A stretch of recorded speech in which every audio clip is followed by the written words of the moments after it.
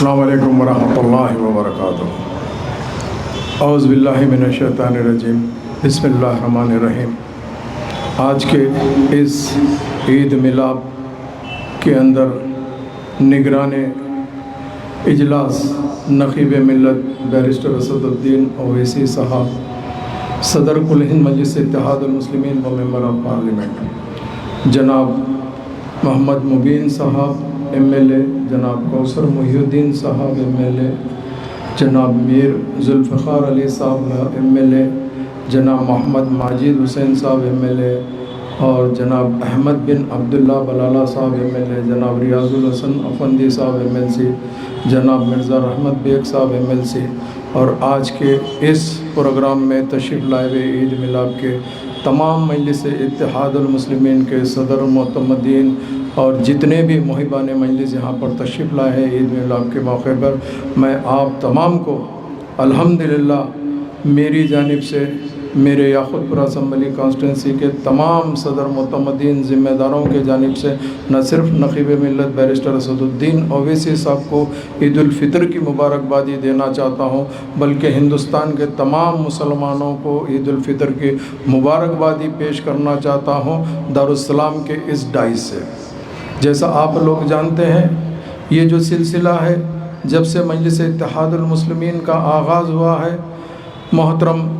فخر ملت جناب عبدالواحد اویسی صاحب نے یہ سلسلہ چالو کیا تھا، اس کے بعد سالار ملت جناب سلطان صلاح الدین اویسی صاحب نے یہ سلسلے کو رکھا، اور آج نقیب ملت بیرسٹر اسد الدین اویسی صاحب عید کے اس پرخلوص موقع کے اوپر آپ سے، ہم سے نہ صرف ملاقات کرتے ہیں بلکہ اس کے لیے عید کی جو مبارکبادی پیش کرنا چاہتے ہیں، اس کے لیے آپ کو یہاں بلایا جاتا ہے۔ چونکہ آپ لوگ مجلس اتحاد المسلمین کے نہ صرف ذمہ دار ہیں بلکہ مجلس اتحاد المسلمین کی ایک ریڑھ کی ہڈی ہے۔ آپ کے بنا مجلس اتحاد المسلمین کچھ نہیں ہے، آپ کا ہونا ہمارے لیے ضروری ہے۔ اس کے لیے جب کبھی بھی کوئی بھی موقع رہتا ہے تو نقیب ملت کی آواز کے اوپر آپ لوگ آگے بڑھ کے آتے ہیں، اور حبیب ملت خاص طور سے جناب اکبر الدین اویسی صاحب خاص طور سے جب کبھی بھی کہتے ہیں تو آپ لوگ آتے ہیں۔ میں ایسے موقع پہ خاص طور سے، یہ پہلا موقع ہے عید میلاد کا، میرے بھائی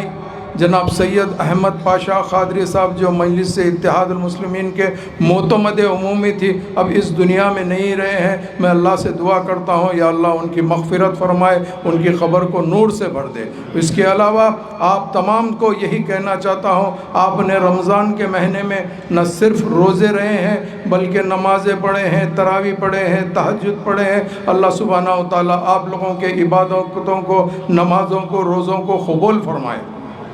جیسا آپ جانتے ہیں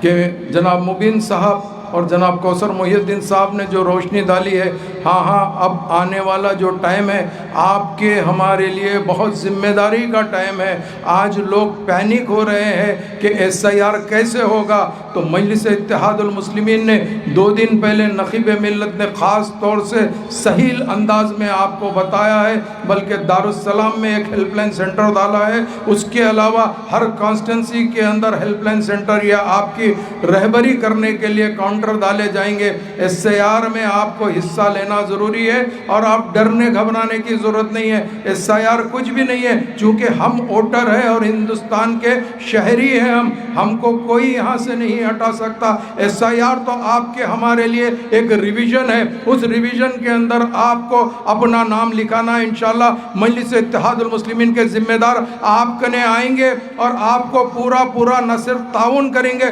بلکہ ایس آئی آر میں نام لکھانے کی بھرپور کوشش کریں گے۔ گھبرانے کی ضرورت ہے نہیں، چونکہ مجلس اتحاد المسلمین ایک واحد ایسی سیاسی جماعت ہے، جب کبھی بھی کوئی بھی موقع رہتا ہے آپ کے درمیان میں آتی ہے اور آپ کو ہمیشہ گائیڈ کرتی ہے، چاہے وہ گورنمنٹ کے اسکیمز ہو یا کوئی اور چیز بھی ہو۔ مجلس ہمیشہ نقیب ملت اور حبیب ملت کی نگرانی کے اندر کام کرتی ہے۔ تو میں پھر ایک مرتبہ آپ تمام کو عید الفطر کی مبارکبادی دیتے ہوئے کہنا چاہتا ہوں، ایس آئی آر جو آ رہا ہے اس سے گھبرائیے مت۔ انشاءاللہ تعالی SIR آپ کے ہمارے لیے ایک بہترین موقع ہے، نہیں تو ہمیشہ ایسا ہوتا تھا ووٹر لسٹ کے اندر آپ لوگ کے نام کاٹ دیے جاتے تھے، مگر انشاءاللہ تعالیٰ آپ کے 100% ووٹر لسٹ کے اندر آپ کا نام رہے گا، اور SIR کے اندر انشاءاللہ تعالیٰ سب سے زیادہ اگر کوئی محنت کر کے SIR کا کام کریں گے تو وہ مجلس اتحاد المسلمین کے سپاہیاں کریں گے۔ بہت بہت شکریہ۔ دوستو پلیز ہمارے میڈیا ٹائمز چینل کو سبسکرائب کیجئے اور یہ بازو والے بیل آئیکن کے بٹن کو بھی ضرور دبائیے تاکہ ہمارے لیٹسٹ روزانہ آنے والے نیوز آپ کو آسانی سے مل سکے۔ Thank you.